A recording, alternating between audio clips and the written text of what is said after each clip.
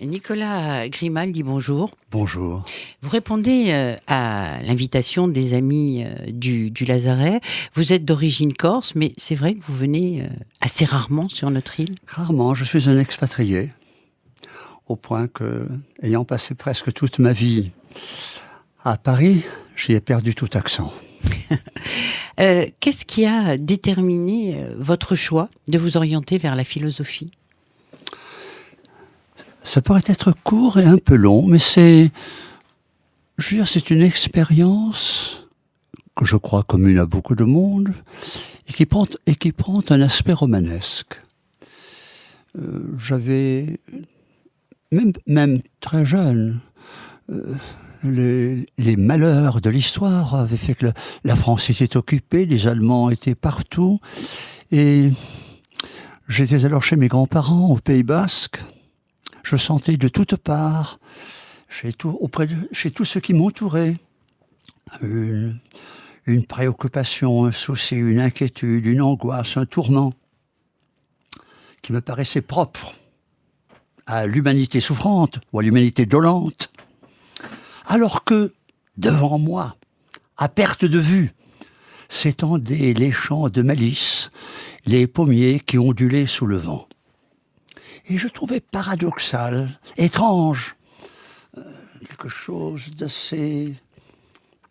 qui suscitait ma perplexité. D'où vient que, dans la nature, toute chose aille spontanément, infailliblement à sa destination, alors que l'homme seul, comme s'il était dénaturé, ne cesse sans cesse de s'interroger avec anxiété sur le sens de sa vie.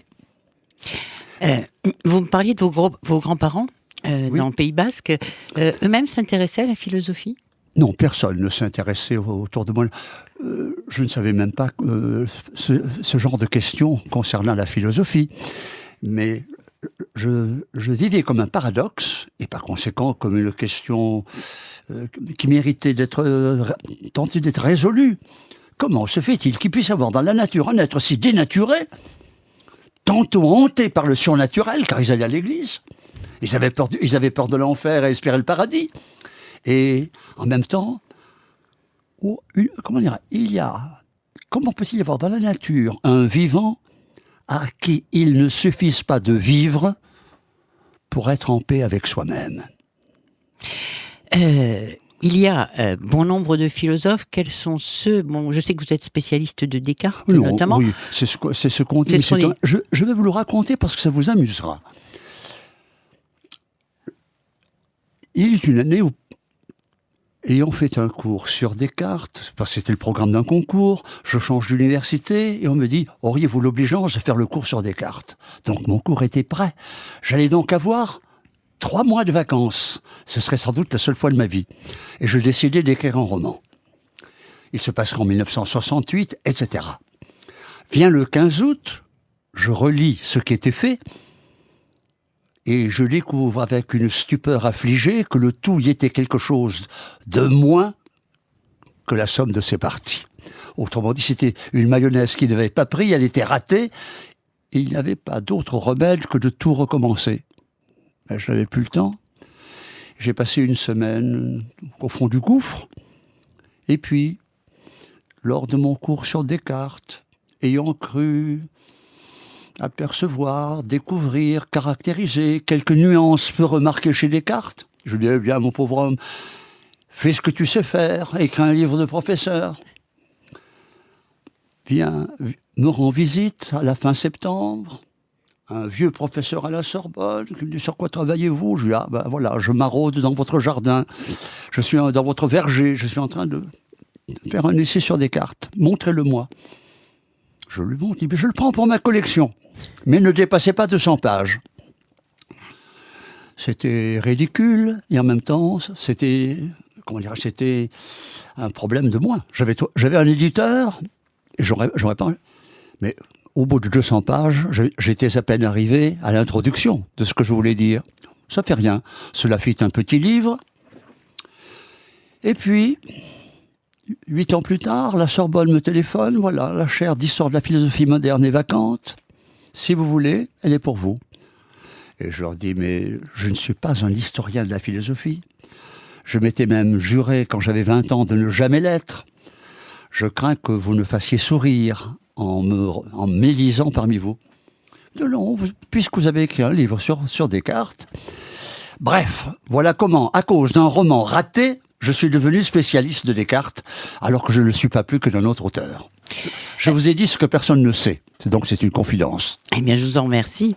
Justement, la philosophie moderne apporte des réponses, ou en tout cas des pistes différentes. Quand vous dites moderne, vous voulez dire contemporaine? Oui. Surtout par rapport à ce qu'on appelle la philosophie moderne qui s'achève avec la Révolution française. Juste de Descartes à Kant, la clé de voûte de la philosophie, c'est Dieu. Quelques conceptions qu'on s'en forme. Après la Révolution française, c'est l'idéalisme allemand qui va prendre la relève. Hegel et les Hegeliens. Et il me semble que à la fin des années 40, L'être et le néant de Sartre de 1943, avec les années 50, avec l'introduction, l'insinuation, le développement de la phénoménologie en France, un ton nouveau, des thèmes nouveaux, s'était introduit en philosophie qui, comment dirais-je, introduisait la littérature dans l'exercice même de la philosophie. Du même coup, elle devenait plus concrète, plus vécue, de sorte que le roman pouvait pourvoir la philosophie de matériaux, de points d'appui. Et je m'en réjouis en ce sens. À l'occasion d'une conférence que vous avez animée à Ajaccio, justement, je rebondis sur ce que vous me dites. Vous citez, par exemple, Rousseau, à la fin de la belle Héloïse, pour dire que le bonheur peut amener à l'ennui. Donc, vous utilisez justement les écrits d'un auteur. Souvent, encore Rousseau, est-il considéré autant comme un philosophe que comme un écrivain ou un romancier dans la Nouvelle Héloïse? Mais dans bien d'autres livres, par exemple dans des livres sur l'amour, c'est principalement dans Simenon que j'ai trouvé les descriptions les plus concrètes, les plus précises, les plus modestes aussi. Et par le fait, en même temps que c'était les plus modestes, c'était aussi les plus dramatiques.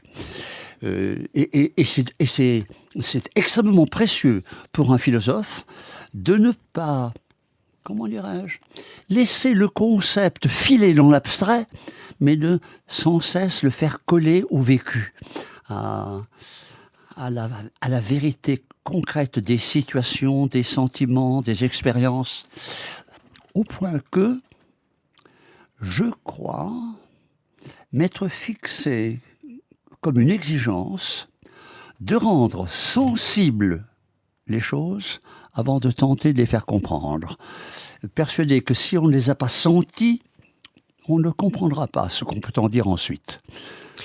Nicolas Grimaldi, vos thèmes de prédilection, en sachant que vous avez écrit bon nombre d'ouvrages, il y a une actualité aujourd'hui.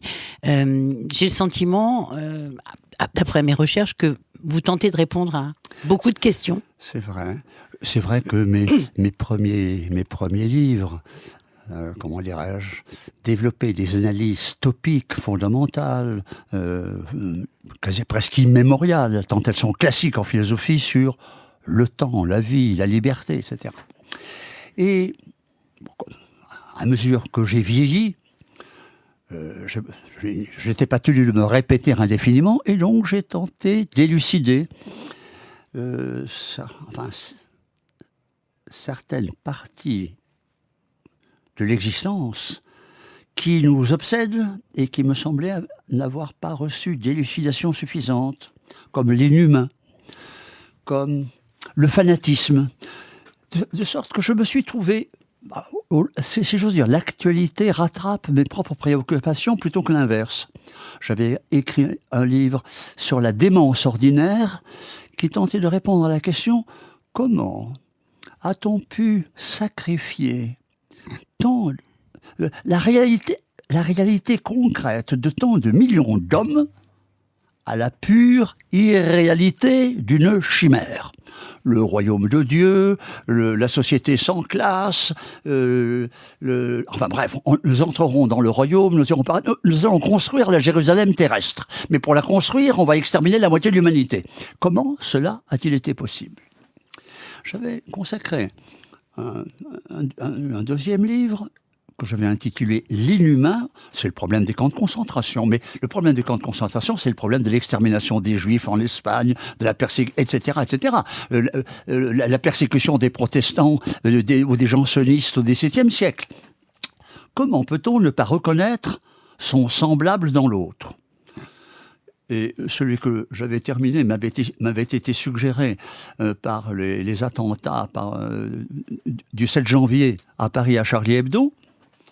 Et c'était cela. Comment?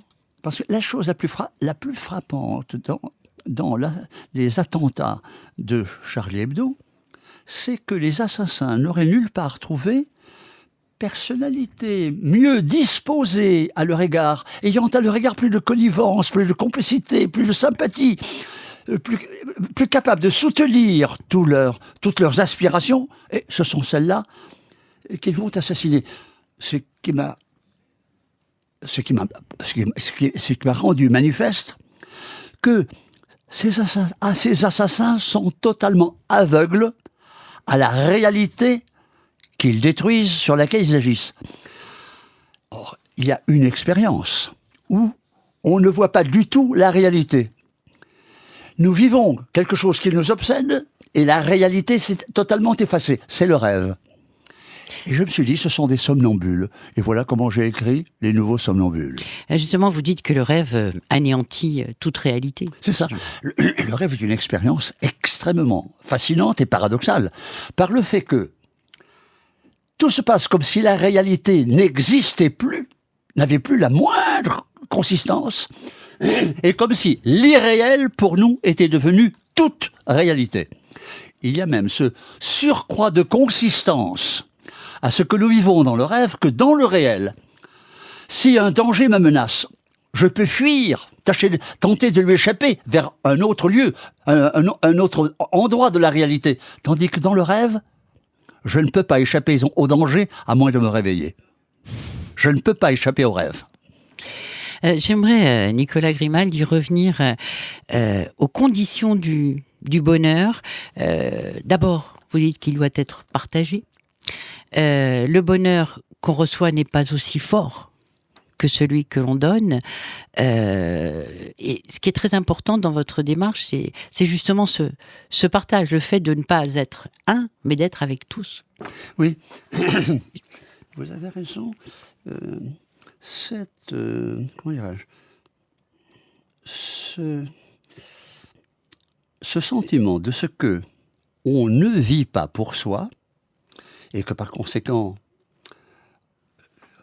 une expérience manifeste par une sorte de paradoxe, mais qui n'en est pas un, manifeste que chacun est à lui-même son propre manque. Chacun est à lui-même une indigence. C'est l'expérience de la solitude. Je suis tout à moi. Je ne dépends de personne. Une telle autarcie, une telle indépendance devrait être une sorte de liberté heureuse. C'est une sorte de privation. C'est comme si je sentais la vie s'exténuer, s'amoindrir, devenir chétive en moi. Et il me semble que cela vient de ce qu'il y a. Nous vivons dans deux ordres assez différents. Nous vivons à la fois dans l'ordre de la représentation et dans l'ordre de la vie. Selon la représentation, si je ferme les yeux, le monde s'écroule, le monde s'évanouit. D'où me vient le sentiment que les choses n'existent qu'autant qu'elles sont vues, qu'autant qu'elles sont perçues, et que moi-même, par conséquent, j'existe d'autant plus que plus nombreux sont ceux qui me regardent et qu'ils sont davantage obsédés par mon image. c'est le monde de la représentation. Et être, c'est être vu. Et par conséquent, pour exister, il faut monter sur l'estrade, ameuter les gens, les rameuter, les fasciner, etc. Donc, devenir une image. Et en effet, lorsque nous venons au monde, nous découvrons tous les autres, hors de nous, ensemble, chacun à sa place. Et nous qui sommes, puisque nous venons au monde, nous nous sentons en dehors, isolés, comme un apatride. Et la représentation nous présente comme un bonheur, comme nous ne viendrons à exister complètement que lorsque nous aussi, nous serons comme eux, avec eux, lorsque quelqu'un nous verra et que nous aurons notre place avec les autres. D'où ce sentiment qu'il faut se faire accepter des autres pour en être accepté, en être vu, etc., etc. Mais alors, excusez-moi, je vous interromps, mais il y a à la fois émetteur et récepteur, et la conscience qu'on peut avoir de l'image que l'on donne et qui n'est pas forcément celle qui est perçue par les autres. Et qui n'a rien à voir avec celle que les autres donnent nous, d'autant plus que la plupart des autres ne s'en soucient nullement. Et comment dirais-je, ils nous regardent et ne nous voient pas. Mais donc, selon l'ordre de la représentation, je m'éprouve comme le centre du monde. Si je ferme les yeux, le monde s'écroule. Si je suis vu, j'existe. L'ordre de la vie est exactement l'inverse. Dès qu'il y a une cellule, il y en a 100, il y en a 1 million, il y en a 20 millions. Donc, aussitôt qu'il y a un individu, il croit pour parvenir à se reproduire. La vie vit de se propager, de se reproduire. Donc, tout individu, en tant qu'il est un vivant, a son centre hors de lui. Il vit de donner la vie. Et dans la mesure où nous appartenons à ces deux ordres, nous appartenons à deux logiques différentes, l'une d'un égoïsme, mais en même temps une logique de l'image, et l'autre une logique de la générosité qui est une logique du don. Et ce que nous pouvons donner, c'est ce que nous avons reçu, c'est la vie. Nicolas Grimaldi, vous êtes un philosophe qui vit avec autour de lui, je ne sais pas si vous les utilisez, mais de nouvelles technologies. Ce qu'on appelle ces nouvelles technologies. Bien sûr, oui. Justement, là, je suppose dans vos recherches, interviennent aussi, puisque ça transforme quelque part le comportement de l'homme. Sans doute, mais je n'en suis pas... En ce qui me concerne, je n'en suis pas conscient, mais sans doute...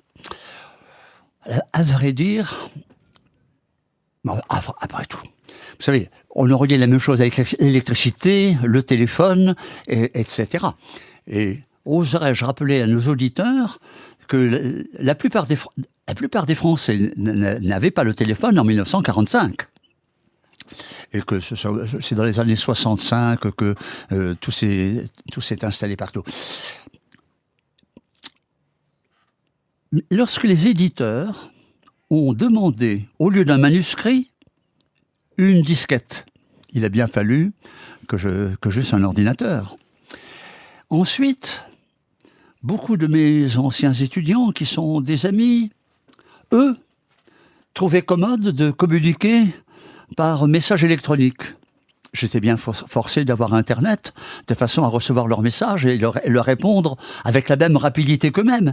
Et voilà comment dire, j'utilise ces nouvelles technologies qui me paraissent très commodes, mais dont je ne suis pas expert. Je les utilise au 100 millième de leurs possibilités.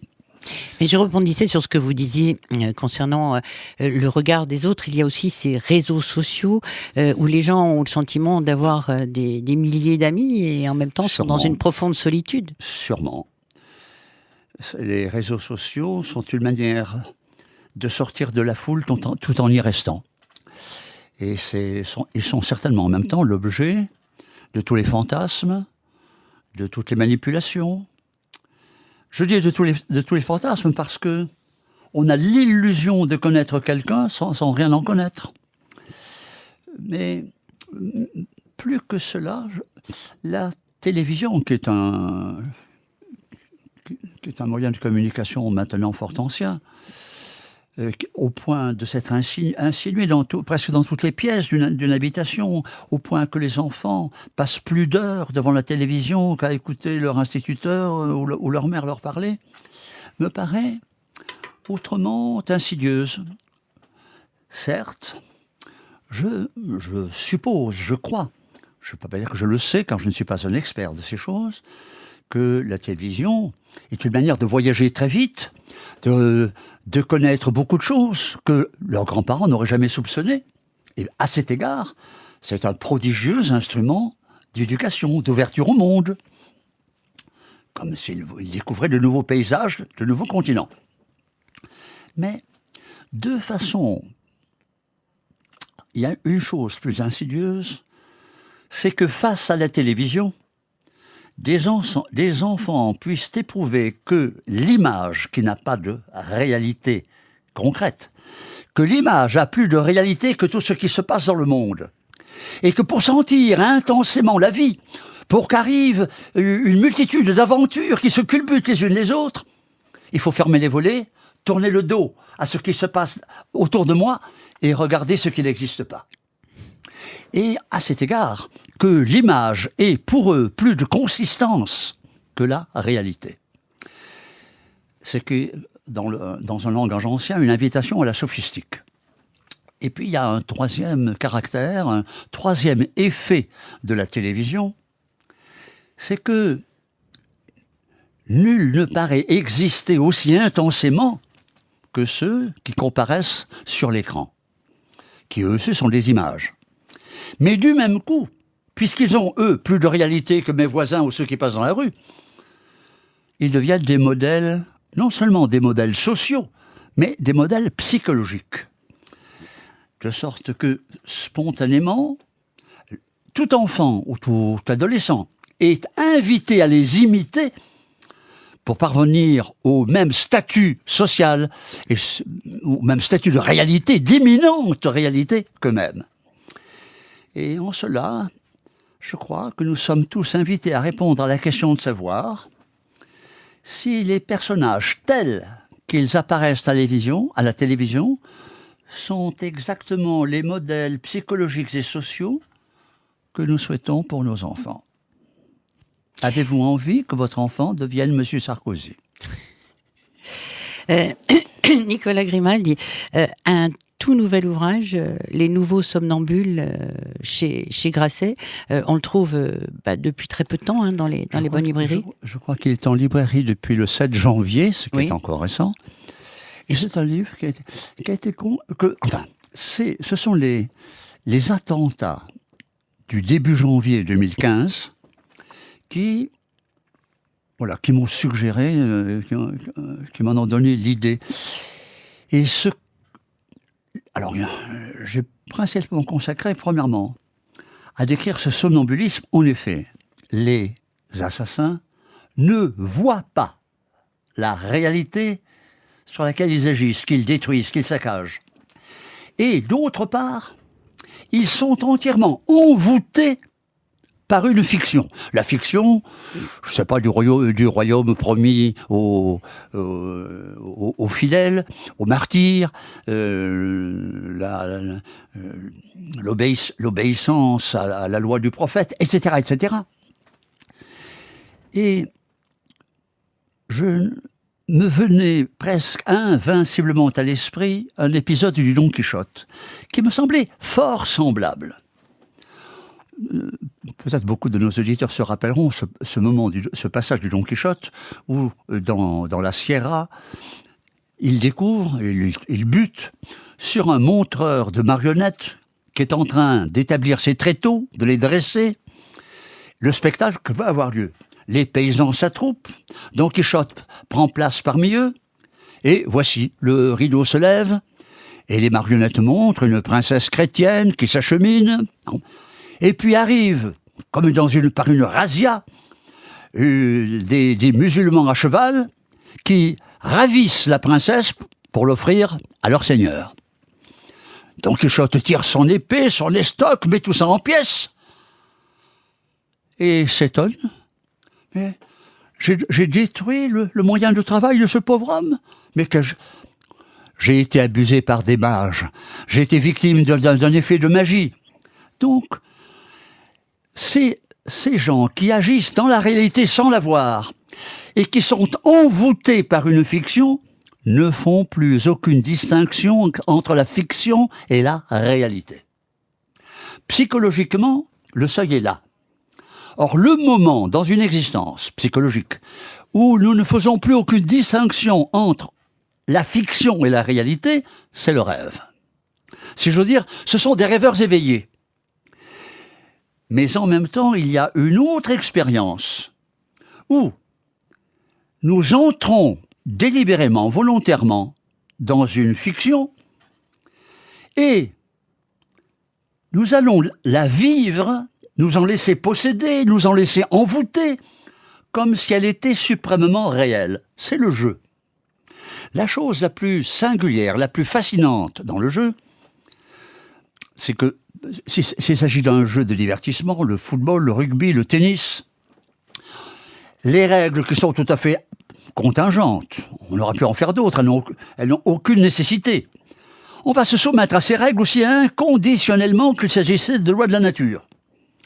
Et pendant le temps où l'on jouera, on fera comme si le réel n'existait pas, et c'est la fiction de ces règles que nous éprouverons comme toute réalité, au point d'y jeter notre vie avec une frénésie, une passion que nous n'éprouvons jamais ailleurs.